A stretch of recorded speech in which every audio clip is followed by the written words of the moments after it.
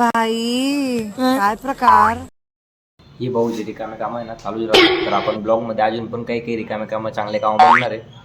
Enjoy केलेलं आहे खूप ब्लॉगमध्ये, तुम्ही शेवटपर्यंत ब्लॉग बघा. तर hi friend, welcome back to my channel Jay खांदे.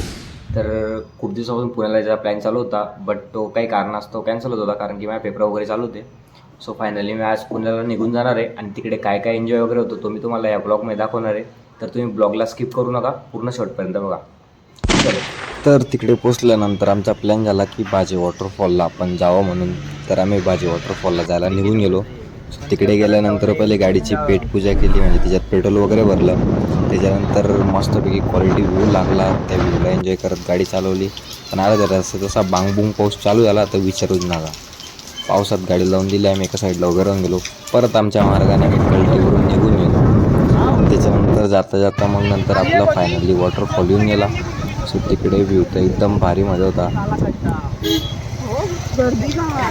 मग आपण फायनली तिकडे पोचून गेलो. मग आपल्या पेटपूजाचे आपण नियोजन लावलं, मस्तपैकी व्ह्यूला एन्जॉय करत मक्का खाल्ला. आणि तिथे भाऊची कॅमेरा बघा तुम्ही.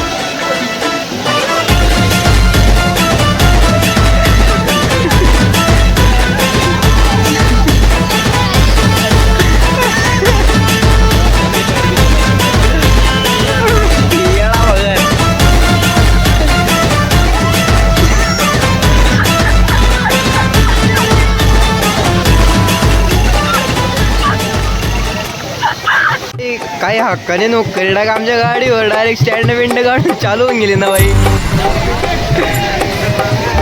आता आपण आपल्या गाडीवर आपला फोटो काढू.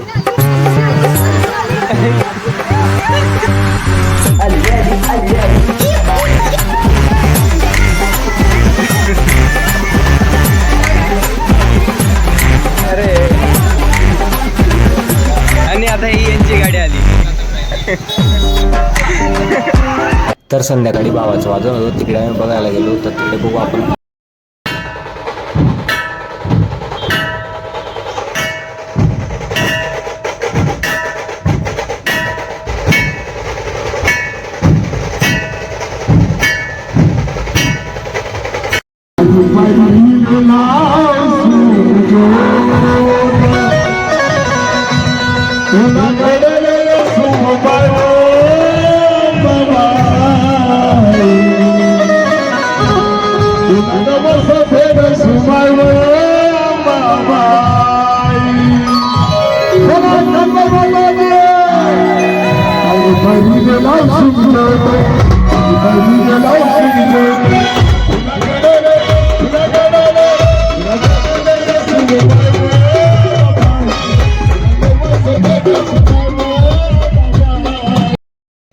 तर ज्या दिवशी आम्ही वॉटरफॉलला गेलो त्याच दिवशी धवलचा बड्डे होता. सो आम्ही अचानक प्लॅन झाला आणि मुंबईला जायला निघालो. पण अचानक प्लॅन झाल्यामुळे आमचं रिझर्वेशन वगैरे काही नव्हतं, पण ट्रेनमध्ये एवढे हाल झाले. तुम्ही पुढे ब्लॉगमध्ये बघा. आणि मजा पण एक नंबर आलेली. बघू आपण कंटिन्यू. भाऊने तिथं गुपचूप बसायचं सोडून त्या पोरगीची ॲक्टिंग करत होता, म्हणजे तिच्याशी बसली तसं मी बसतो म्हणे. बाजूला वहिनी जाऊन की त्याची केवढी हवा. त्याच्यानंतर खूप टायमानंतर आमची ट्रेन आली. सो तिच्यामध्ये बसायला गेलो. एवढी गर्दी बघा पुढे किती आलं. पाटील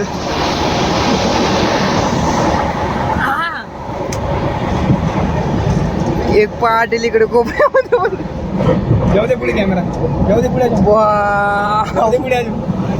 हा टकल्या भाऊ, आम्हाला काही जागा देत नव्हता म्हणून तो उभा राहावं लागला. खूप टायमानंतर नशीब चांगलं की आम्हाला डायरेक्ट एकदम प्रॉपरवाली एक सीट भेटून गेली. त्याच्यावर मस्तपैकी बसलो आणि असा क्वालिटी व्ह्यू लागला लोणावळ्याच्या साईडला. सो आता पाहून तिकडे केक घेत आहे आणि दीदीने त्यांना सरप्राईज मी असं देणार आहे की मी एकटा आता आलेलो आहे. मी पण आलेलो आहे इकडे, दीदीला माहिती नाही आहे. पण मी आता असं सांगणार आहे की मी आता एकटा आलेलो आहे आणि भाऊला गपचूप तिकडून कॉल करतो की भाऊ मी पोचलो म्हणून. आणि डायरेक्ट दीदीच्या घरी गेल्यानंतर दीदीला आपण एक मस्तपैकी छोटंसं सरप्राईज देणार आहे.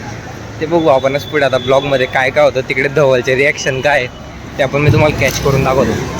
तिचा काय विषय चालू आहे. अरे बाय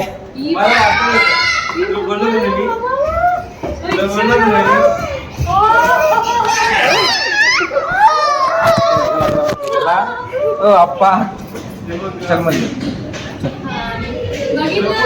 फोन भी केला नाही. मी लावला तुला फोन, पण तू फोन भी केला नाही.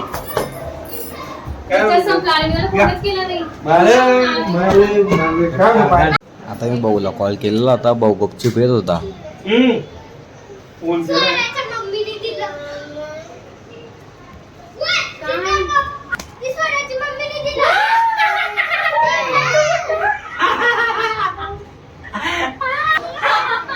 इकडे भाऊने सायकल घेतलेली आहे.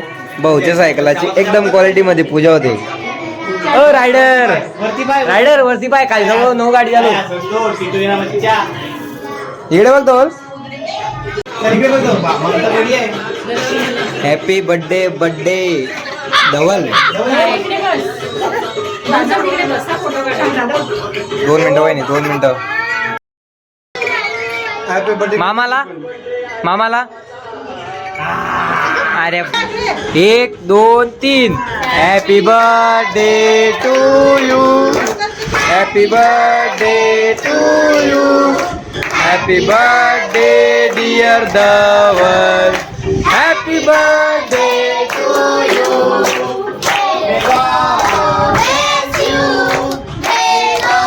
कितनी खुशी कितनी खुशी.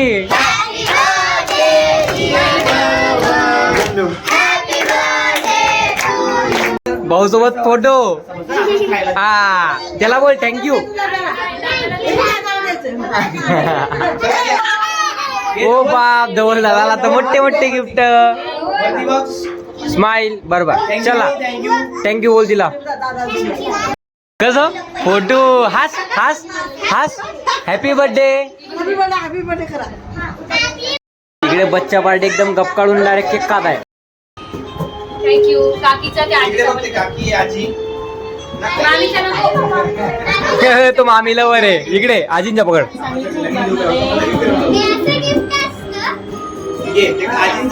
ही आजी धवल धवल इकडे आजी आजी राहिला ना. गिफ्टसाठी जीव चाललाय. Good good good. त्याची पप्पी घे त्याची पी घे. शिवांची पप्पी घे. हा बाबा.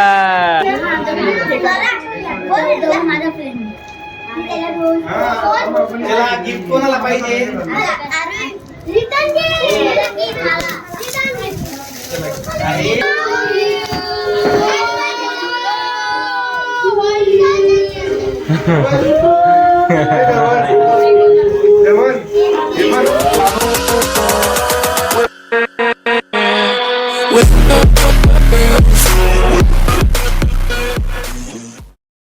सो आता आपला बर्थडे बिड्डे एकदम टॉप मध्ये होऊन गेलेला आहे.